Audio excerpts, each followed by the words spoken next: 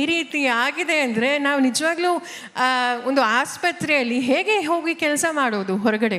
ಆಮೇಲೆ ನಾವು ನೋಡಿ, ಈಗ ನಿರ್ಭಯ ಆದಾಗ ನಾವು ಸಹ ಇಡೀ ದೇಶದಲ್ಲಿ ನಾವು ಹೊರಗಡೆ ಬಂದು ನಾವು ಪ್ರತಿಭಟನೆ ಮಾಡಿದ್ವಿ.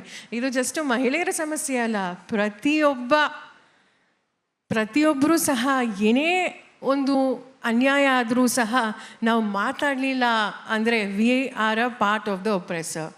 ಸೊ ಹಾಗಾಗಿ ನಾನು ಇನ್ಫ್ಯಾಕ್ಟ್ ಈ ಪಾಶ್ ಆ್ಯಕ್ಟ್ ಇರ್ಬೋದು, ಡೊಮೆಸ್ಟಿಕ್ ವೈಲೆನ್ಸ್ ಆ್ಯಕ್ಟ್ ಇರ್ಬೋದು, ಆಮೇಲೆ ನಿರ್ಭಯ ಆ್ಯಕ್ಟ್ ಇರ್ಬೋದು, ಅದನ್ನೆಲ್ಲ ಸಹ ಅದು ಯಾಕೆ ಬಂತು ಅಂದರೆ ಈ ರೀತಿ ಘಟನೆಗಳಾದಮೇಲೆ ಮಾಡಿರುವುದು. ಇನ್ಫ್ಯಾಕ್ಟ್ ನಮ್ಮ ಸರ್ಕಾರ, ನಮ್ಮ ವಿಶೇಷವಾಗಿ ಇದು ನಮ್ಮ ಇಡೀ ಪುರುಷ ಪ್ರಧಾನ ಸಮಾಜ ನಂಬ್ತೀನಿ, ಯತ್ಯನ್ಯಾರಂತೆ ಪೂಜ್ಯಂತೆ ರಮಂತೆ ತತ್ತ ದೇವತಃ ಅಂತ ನಾವು ಹೇಳ್ತೀವಿ.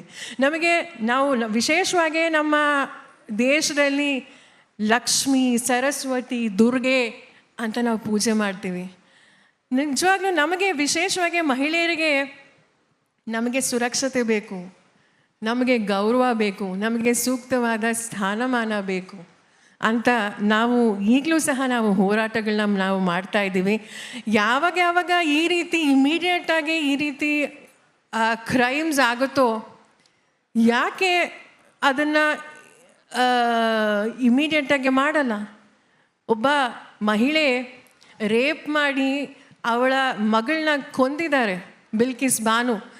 ಆದರೂ ಸಹ ಅವ್ರನ್ನ ಹೊರಗಡೆ ಬಿಡುಗಡೆ ಮಾಡಿ ಅವ್ರಿಗೆ ನಿಜವಾಗ್ಲೂ ಸ್ವೀಟ್ ತಿನ್ನಿಸಿ ಹೂನಾರ ಹಾಕ್ತಾರಲ್ಲ.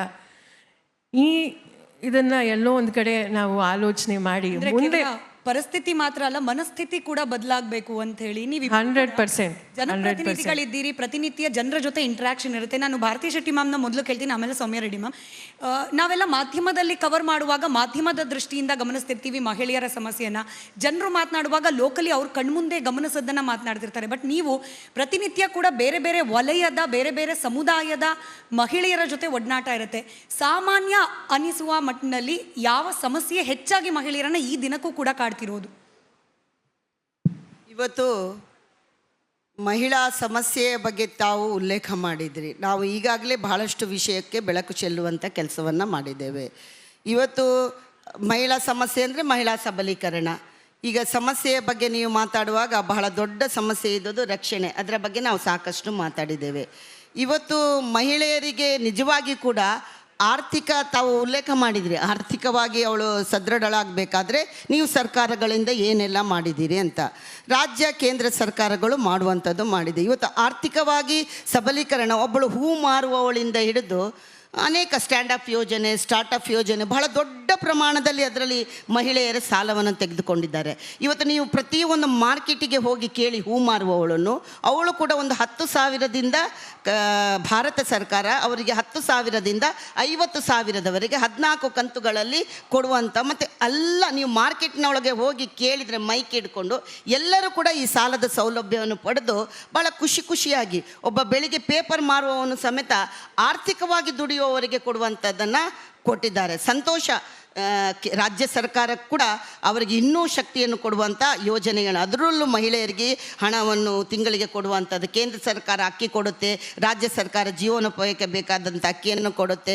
ಈ ರೀತಿ ಎಲ್ಲ ಸೌಲಭ್ಯವನ್ನು ಕೊಟ್ಟರು. ಒಂದು ಕಡೆಯಲ್ಲಿ ಸಿಹಿಯನ್ನು ಕೊಟ್ಟಿತು ರಾಜ್ಯ ಸರ್ಕಾರ, ಆದರೆ ನೀನು ಬಹಳ ಸಿಹಿಯನ್ನು ಮಾತ್ರ ತಿನ್ನಬೇಡ, ಮೀನು ತಿನ್ನುವುದನ್ನೆಲ್ಲ, ಮೀನು ಹಿಡಿದು ಅದನ್ನು ತಿಂದು ನೀನು ಹೇಗೆ ಬದುಕಬೇಕು ಅನ್ನೋದನ್ನು ಭಾರತ ಸರ್ಕಾರ ಅನೇಕ ಯೋಜನೆಗಳ ಮುಖಾಂತರ ಮಹಿಳೆಯರಿಗೆ ಕೊಟ್ಟಿದೆ. ಅದರ ಲಾಭವನ್ನು ನೀವು ಯಾವಾಗಲೂ ಕರಾವಳಿ ಅಂತ ಹೇಳ್ತೀರಾ, ಕರಾವಳಿಯಲ್ಲಿ ಬಹಳ ದೊಡ್ಡ ಪ್ರಮಾಣದಲ್ಲಿ ಹೆಣ್ಣುಮಕ್ಕಳ ಸ್ಟಾರ್ಟಪ್ ಯೋಜನೆಯನ್ನು ತೆಗೆದುಕೊಂಡು ಇವತ್ತು ಬಹಳ ದೊಡ್ಡ ಇಂಡಸ್ಟ್ರಿ, ಸಣ್ಣದಿಂದ ದೊಡ್ಡದಿನವರೆಗೆ ಆರ್ಥಿಕವಾಗಿ ನಾನು ಸದೃಢರಾಗಬೇಕೆನ್ನುವ ನಿಟ್ಟಿನಲ್ಲಿ ಹೆಜ್ಜೆಯನ್ನು ಇಟ್ಟಿದ್ದೇವೆ. ಇವತ್ತು ಸ್ವತಂತ್ರ ಈ ಕಲಿಯುಗದಲ್ಲಿ ಆ ಮಟ್ಟಿನಲ್ಲಿ ಚೆನ್ನಾಗಿ ಹೋಗುತ್ತೆ ಮೇಡಮ್, ನನಗೆ ಆ ಮಟ್ಟಿನಲ್ಲಿ ತೊಂದರೆ ಇಲ್ಲ. ಬಟ್ ಭಾರತಿ ಮೇಡಮ್, ಎಷ್ಟೋ ಜನ ನೀವು ಗ್ರಾಮೀಣ ಭಾಗಕ್ಕೆ ಹೋದರೆ ನಮ್ಮ ಊರ ಕಡೆ ಎಲ್ಲ ನಾವು ಏನು ಕೇಳ್ತೀವಿ ಅಂತ ಅಂದರೆ, ಹೆಣ್ಮಗಳು ಫೇಲ್ ಆದ್ಲ, ಬೇಡ ಮದುವೆ ಮಾಡಿ ಕಳಿಸ, ಅವಳು ಓದಿ ಏನು ಮಾಡಬೇಕು ಅಂತಾರೆ. ಶಿಕ್ಷಣ ಸಿಗ್ತಾ ಇಲ್ಲ. ಶಿಕ್ಷಣ ಇಲ್ಲದೆ ನೀವು ಸಾಲ ಸೌಲಭ್ಯ ಇನ್ನೊಂದು ಯೋಜನೆ ಅಂತ ಕೊಟ್ಟಾಗ ಅದ್ರ ಬಗ್ಗೆ ಅರಿವೇ ಇರೋದಿಲ್ಲ. ಇವತ್ತು ನೀವು ಇನ್ನೂ ಸ್ವಲ್ಪ ಡೀಪಾಗಿ ಹೋದರೆ, ನಾನು ಯಾಕೆಂದರೆ ಬ್ಯಾಂಗ್ಳೂರಿನಲ್ಲಿ ಇದ್ದರು, ಮಂಗಳೂರಿನಲ್ಲಿ ಹುಟ್ಟಿದ್ರು ಕೂಡ ಸಾಗರ ಸೊರಬ ಅಂತ ಭಾಗದಲ್ಲಿ ಬೆಳೆದು ಬಂದವಳು, ಮದುವೆಯಾಗಿ ಹೋದವಳು. ಅಲ್ಲಿ ಗ್ರಾಮೀಣ ಪ್ರದೇಶದಲ್ಲಿ ನೀವು ಹೇಳಿದ ರೀತಿ ಸರಿ ಇದೆ, ಹಿಂದೆ ಇತ್ತು. ಆದರೆ ಇವತ್ತು ರಾಜ್ಯ ಸರ್ಕಾರ ಕೂಡ, ಕೇಂದ್ರ ಸರ್ಕಾರ ಉಚಿತ ಶಿಕ್ಷಣ, ಆಮೇಲೆ ಶಿಕ್ಷಣಕ್ಕೆ ಒತ್ತು ಕೊಡುವ ಪ್ರಕಾರ ಈ ರೀತಿ ಬಹಳ ದೊಡ್ಡ ಪ್ರಮಾಣದಲ್ಲಿ ಶಿಕ್ಷಣದ ಕೊರತೆ ಹೆಣ್ಣು ಮಕ್ಕಳಲ್ಲಿ ಕಾಣೋದಿಲ್ಲ. ಉನ್ನತ ಶಿಕ್ಷಣದಲ್ಲಿ ಕೊರತೆಯನ್ನು ನಾವು ಕಾಣ್ತೇವೆ. ಹೆಣ್ಣು ಮಕ್ಕಳಲ್ಲಿ ಉನ್ನತ ಶಿಕ್ಷಣದ ಪ್ರಮಾಣ ಕಡಿಮೆ ಇದೆ. ಆದರೆ ಪ್ರಾಥಮಿಕ ಮತ್ತು ಪ್ರೌಢ ಶಿಕ್ಷಣ, ನೀವು ಶಾಲೆಗೆ ಹೋದರೆ, ಸ್ಕೂಲ್ಗಳಲ್ಲಿ ನೀವು ನಗರ ಬ್ಯಾಂಗ್ಳೂರು ಭಾಗ ಅಲ್ಲ, ಗ್ರಾಮಾಂತರ ಭಾಗ ಹೋದರೆ ಮಹಿಳೆಯರು ಕೂಡ, ಹೆಣ್ಮಕ್ಕಳು ಕೂಡ ಅಷ್ಟೇ ಪ್ರಮಾಣದಲ್ಲಿ ನಾವು ಶಾಲೆಯಲ್ಲಿ ನೋಡಲಿಕ್ಕೆ ಸಾಧ್ಯ ಇದೆ, ಕಲಿತಾರೆ. ಆಮೇಲೆ ಸ್ವಸಹಾಯ ಗುಂಪು ಮತ್ತು ಶ್ರೀಶಕ್ತಿ ಗುಂಪುಗಳಿಂದೆಲ್ಲ, ಅದರಿಂದಲೂ ಕೂಡ ಆರ್ಥಿಕವಾಗಿ ಹೆಣ್ಮಕ್ಕಳು ಸದೃಢತೆಯನ್ನು ಬಹಳ ದೊಡ್ಡ ಪ್ರಮಾಣದನ್ನೆಲ್ಲ ಬಿಡಿಸಿ ಹೋಗಲಿಕ್ಕೆ ಹೇಳೋದಿಲ್ಲ, ಬಹಳ ಒಳ್ಳೆ ಪ್ರಮಾಣದಲ್ಲಿ, ಅಂದರೆ ಪೂರ್ತಿಯಾಗಿದೆ ಅಂತ ಹೇಳೋದಿಲ್ಲ, ಒಂದು ಪ್ರಮಾಣದಲ್ಲಿ ರಾಜ್ಯ ಕೇಂದ್ರ ಸರ್ಕಾರಗಳು ಅವರಿಗೆ ಪೂರಕವಾದ ವ್ಯವಸ್ಥೆಯನ್ನು ಮಾಡಿದೆ. ಎರಡನೇದು ಕಾನೂನಾತ್ಮಕವಾಗಿ ಆಗಿದೆ. ಇನ್ನು ಮೋದಿಯವರನ್ನು ಅವರು ಸೌಮ್ಯ ರೆಡ್ಡಿ ಆಗಿರ್ಬೋದು, ನಾನಾಗಿರ್ಬೋದು, ಮರೀಲಿಕ್ಕೆ ಸಾಧ್ಯ ಇಲ್ಲ. ಕನಸು ಎಲ್ಲರೂ ಕಾಣ್ತಾರೆ. ಕನಸನ್ನು, ನಮ್ಮೆಲ್ಲರ ಕನಸನ್ನು ನನಸನ್ನು ಮಾಡುವ ರೀತಿಯಲ್ಲಿ ನರೇಂದ್ರ ಮೋದಿಯವರು 33% ರಿಸರ್ವೇಷನನ್ನು, ಯಾಕೆಂದರೆ ನಮ್ಮ ಕಾರ್ಯತೆಯನ್ನು, ನಮ್ಮ ವಿಚಾರವನ್ನು ಒಂದು ವೇದಿಕೆಗೆ ಕೊಡಬೇಕಾದ್ರೆ ವಿಧಾನ ಪರಿಷತ್ ಇರ್ಬೋದು, ವಿಧಾನಸಭೆ, ಲೋಕಸಭೆಯಲ್ಲೆಲ್ಲ ಎಂಕನಾಣ ಶೀನ ಅಂತ ಯಾಕದನ್ನ ಇಮಿಡಿಯೇಟ್ ಆಗಿ ಇಂಪ್ಲಿಮೆಂಟ್ ಮಾಡ್ತಿಲ್ಲ. ಮೂರು ನಾಲ್ಕು ಈಗ ಮೇಡಮ್, ಅದು ಒಂದು ನಿಮಿಷ, ಲೆಟ್ ಮಿ ಫಿನಿಶ್. ಅದು ಘೋಷಣೆ ಆದದ್ದು ಮೊನ್ನೆ, ಘೋಷಣೆಯಾಗಿ ಈಗ 1 ವರ್ಷ ಆಯಿತು. ಸ್ಕೂಟನಿ ನಡೀತಾ ಇದೆ. ನೀವು ಜಿಲ್ಲಾ ಕೇಂದ್ರಕ್ಕೆ ಹೋದರೆ, ನೀವು DC ಅವರ ಹತ್ರ ಮಾತಾಡಿದರೆ ನೆಕ್ಸ್ಟ್ ಇಲೆಕ್ಷನ್ಗೆ ಅದು ಲಾಗು ಆಗಬೇಕು ಅನ್ನೋದು ಬಹಳ ಬೈ ಎಲೆಕ್ಷನ್ ಬರ್ತಿದೆ. ಬೈ ಎಲೆಕ್ಷನ್ ನಾವು ಲಾಗು ಮಾಡ್ಬೋದಲ್ಲ. ಈಗ ಅನೇಕ ರಾಜ್ಯಗಳಲ್ಲಿ ಈಗ ಎಲೆಕ್ಷನ್ ಇದೆ. ಈಗ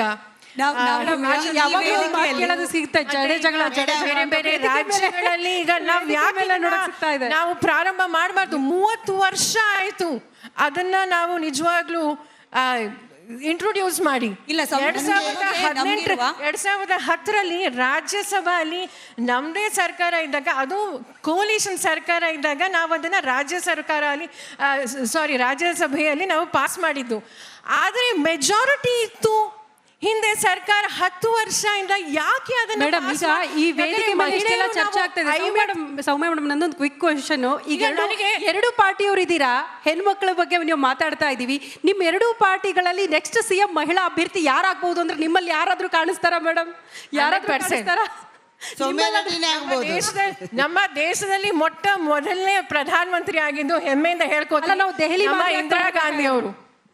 ಇಲ್ಲ, ಇಂದಿರಾ ಗಾಂಧಿಯವರು ಈ ದೇಶದ ಪ್ರಧಾನಿಯಾದ ಹೆಮ್ಮೆ ನಮ್ಮೆಲ್ಲರಿಗೂ ಕೂಡ ಇದೆ. ಪ್ರಥಮ ರೆಡ್ಡಿ ಅವರಿಗೆ ಪ್ರಶ್ನೆ ಅಂತ ಬಿರಿಯಾನಿ ಮಾಡಿ ತಿನ್ಬೇಕಂತ ಕೂಡಲೇ ಬಿರಿಯಾನಿ ತಿನ್ಲಿಕ್ಕೆ ಆಗಲ್ಲಮ್ಮ.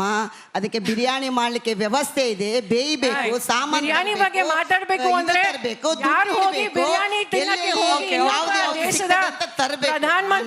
ಮಾಡ್ಲಿಕ್ಕೆ ಆಗುತ್ತೆ.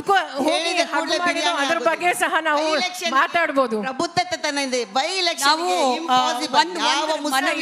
ಭಾರತಿ ಶೆಟ್ಟಿ ಮ್ಯಾಮ್, ಸೌಮ್ಯ ಮ್ಯಾಮ್ ಇಬ್ಬರಿಗೂ ಕೂಡ ಒಂದು ರಿಕ್ವೆಸ್ಟ್ ಏನಂತಂದ್ರೆ, ನಾರಿ ಶಕ್ತಿ ಅಂತ ಹೇಳಿ we are celebrating the womanhood. ಹಾಗಾಗಿ ಅಭಿಪ್ರಾಯಗಳ ಮಂಡನೆ ಆಗ್ಲಿ, ಇಲ್ಲಿ ವಾಗ್ವಾದ ಆಗೋದು ಬೇಡ ಅಂತ ಹೇಳಿ ನನ್ನ ಪ್ರಶ್ನೆ ಮಾಡಿರೋದು ಒಳ್ಳೇದು. ಆದ್ರೆ ಈಗ ಜಸ್ಟ್ ಕಾಟಾಚಾರಕ್ಕೆ ಪೇಪರಲ್ಲಿ ಸೀಮಿತವಾಗಿರಬಾರ್ದು. ನೀವು, ನಾನು, ಒಬ್ಬ ಪೌರ ಕಾರ್ಮಿಕ, ಒಬ್ಬ ಹೆಣ್ಮಗಳು ಯಾವಾಗ ಒಬ್ಬ ಶಾಸಕಿ ಆಗ್ಬೋದು, ಯಾವಾಗ ಅವಳು ಒಬ್ಬ ಸಂಸದೆ ಆಗ್ಬೋದು. ನಾವು 33% ನಾವು ಪ್ರತಿಯೊಬ್ಬ ರಾಜ್ಯದಲ್ಲೂ ನಮ್ಮ ಪಾರ್ಲಿಮೆಂಟಲ್ಲಿ ಯಾವಾಗ ನಾವು ಮಹಿಳೆಯರು ನಾವು ಕಾಣ್ಬೋದು ಅಂತ ಆ ಕನಸು ನಾನು ಕಾಣ್ತಾ ಇದ್ದೀನಿ. ಯಾವಾಗ ಇಂಪ್ಲಿಮೆಂಟ್ ಆಗುತ್ತೆ ಅಂತ ನಾನು ನಿಜವಾಗ್ಲೂ ನನಗೆ ಬಿಕಾಸ್ ಈಗ 30 ವರ್ಷದಿಂದ ಕಾಯ್ತಾ ಇದ್ದೀವಿ. 30 ವರ್ಷದಲ್ಲಿ ನೋಡಿ, ನಾವೆಲ್ಲರೂ ಸಹ ಈಗ ನಮಗೆ ಈಗ ಎಲ್ರಿಗೂ ಈಗ ನಮ್ಮ ಮಕ್ಕಳು, ನಮ್ಮ ಮೊಮ್ಮಕ್ಕಳು ಸಹ ಇದೇ ಹೋರಾಟಗಳನ್ನ ಮಾಡಬಾರ್ದು. ಸೊ ಹಾಗಾಗಿ ಯಾವಾಗ ನಾವು ಬೇರೆ ದೇಶಗಳನ್ನ ನೋಡಿದ್ರೆ ಮಹಿಳಾ ಪ್ರಧಾನಮಂತ್ರಿಗಳಿದ್ದಾರೆ, ಮೋರ್ ದೆನ್ 50% ಇದ್ದಾರೆ ಅವರ ರಾಜ್ಯಗಳಲ್ಲಿ. ಅವರ ದೇಶಗಳಲ್ಲಿ ಮಹಿಳೆಯರು ಮಂತ್ರಿಗಳು.